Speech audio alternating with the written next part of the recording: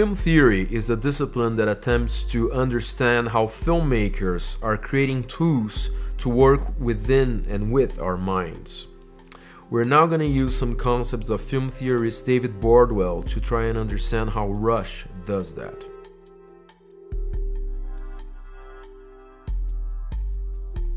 Now, film theorist Paul Taberham says that both David Bordwell and Joseph Anderson, they think of filmmakers, commercial filmmakers, as practical psychologists.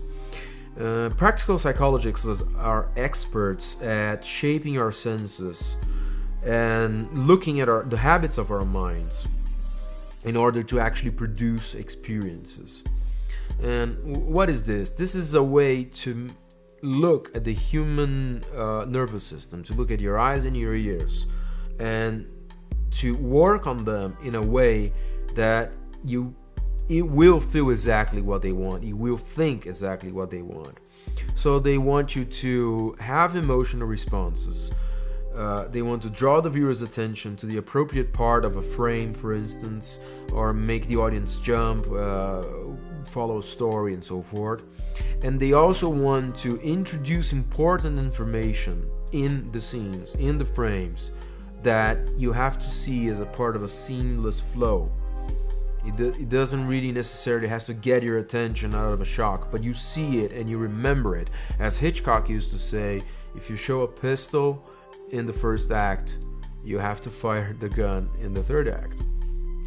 So they're very skilled at guiding these processes, this thought process, and to look and to hold the visual attention of the audience to get reactions. I mean, Tarantino himself has said that he thinks films are as strong as sex and drugs. I mean, he believes that film as a medium is going to give you as an experience which is as strong, as powerful as those things. Well, the same effect was used in the beginning of filmmaking when we had the kind of a film theater, right, with the tableau in front of the camera.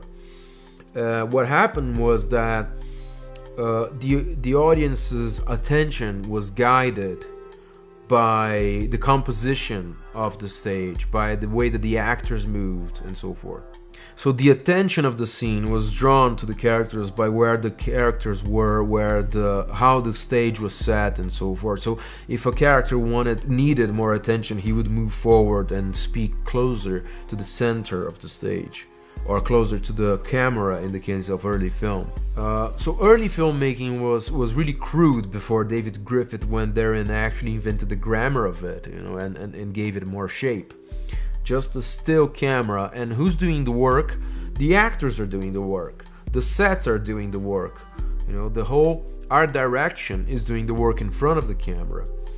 But now, according to Paul Taberham, Tim Smith has used eye-tracking equipment to actually demonstrate how filmmakers use dialogue, composition, staging, lighting, cutting, face expressions to get the attention of the audience within areas of the frame that you wouldn't normally see. One of the most important early experiments of editing was done by Lev Kuleshov, a film pioneer, and what he did was he had this footage of a man looking to the side, and next to it he put the image of a plate, and then the image of a baby, and then the image of a woman in a coffin. And he showed those images to different audiences, and what happened was that they were all impressed on how hungry the man was, how happy he was to see the baby, and how sad he was to look at the coffin. But the image of the man never changed. So this is the primary basic idea of editing, that you can get an image, whatever it is, and what you put next to it is what makes the real difference, because people are going to infer information from that combination. Now, according to Paul Taberham still, Joseph Anderson puts the role of the filmmaker as a practical psychologist, and the universality of cinema. He makes kind of a Marxist analysis of it. He says that these effects work in different cultures in an economic context. He says the producers and technicians and people in Hollywood in general discover how to make their products accessible to individuals across boundaries in order to maximize their profits. Through trial and error, they did that to make more money. In other words, film is just this mass market product that's there to be sold, according to him. Well, I disagree with that completely. I think that film is an art, and there's a mix of elements there, and you cannot put everything into economical reasons, right? I mean, there are artists trying, there are technicians inventing because they are creative, there are artists trying to express themselves, but it's all done through trial and error, that's for sure. I mean, the technician, the writer, the director, they're all working, and they don't really know what they're doing. All of this is a bit chaotic. It's not as planned as that. And Anderson also, according to Abraham, notices that the capacities we develop that allow us to engage with movies are not designed specifically to watch movies.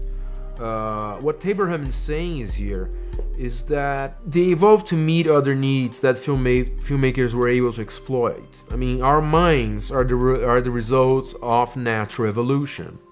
We have cognitive systems and perception that was developed not to watch films specifically, but film is designed to engage exactly with our emotional, visual, and audio needs in a very specific way, in a way that almost shapes to our nervous system to get the response it does. So one of the very interesting aspects of film, according to Paul Abraham, is that by trial and error, through history and through the development of technology and of the art, filmmakers have learned to shape our minds and feelings. But they're not particularly interested in understanding why they succeeded. They leave that to us, people like me, film reviewers and film theorists, psychologists, and so forth. The interesting thing about this is that Rush is a film that is shaped to move your feelings as much as it possibly can. There is nothing in the film that is not absolutely designed to either move you with the scenes of Niki Lauda and his wife falling in love, give you an adrenaline and funny moment when he's in the car with the Italians, give you hatred for the reporter that asks Niki Lauda a horrible, rude question, and of course, most of all, engage you with the race itself, all the races.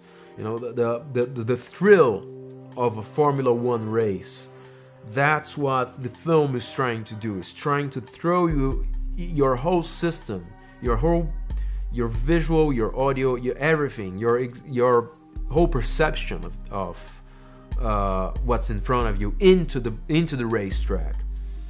And Americans are very good at doing that, and Ron Howard is very, very professional and very good filmmaker, and he's able to do that beautifully with the help of very good photography and very good color correction throughout the film. I mean, it's fantastic editing we have here.